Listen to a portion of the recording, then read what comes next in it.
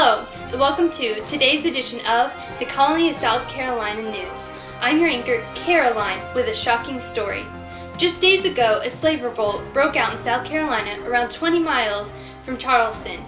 The slaves, gathering support in their revolt along the way and burning any houses in their path, fortunately did not get too far in their mission before being stopped by white militia on horseback. Here's Elizabeth with more details.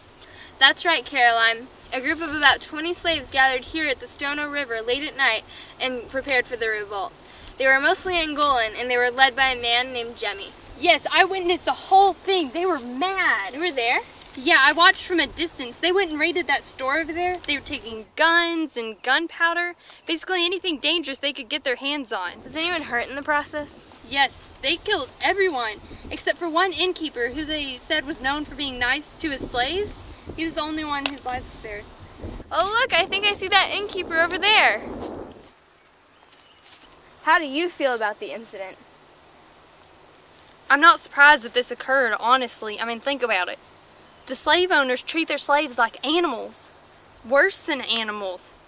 Whipping them, starving them, branding them, not to mention overworking them. It's crazy, really. I mean, they make enough profit, though, on these big plantations that they can afford to have their slaves die. They just buy a new one. It's sad that it's had to come to this uprising, but I'm just glad to have had my life spared in this incident.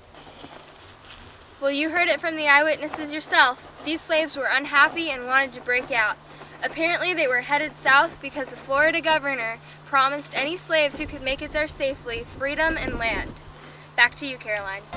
Yes, the slaves involved at the rebellion at the Stono River trekked south for less than 2 days before being stopped by some white men. The slaves were found resting and drinking, and at this point were about 60 men strong. It's wrong! It was about 100 men, actually. When the slaves were confronted, a gunfight followed, and some of the slaves managed to escape in the chaos. But luckily, the white managed to capture them. The slaves were decapitated. A few slaves, who were thought to have been forced to join the rebellion, weren't killed. Now to a local politician with his thoughts on the consequences of this rebellion. This is going to change things a lot here in South Carolina. It's obviously the African heritage here in this colony, as well as the fact that blacks outnumber whites that caused all this. So we're going to pass this Negro Act. And the first thing it'll do, it'll slow down the importation of slaves, okay? And we won't be getting slaves out of Africa directly anymore.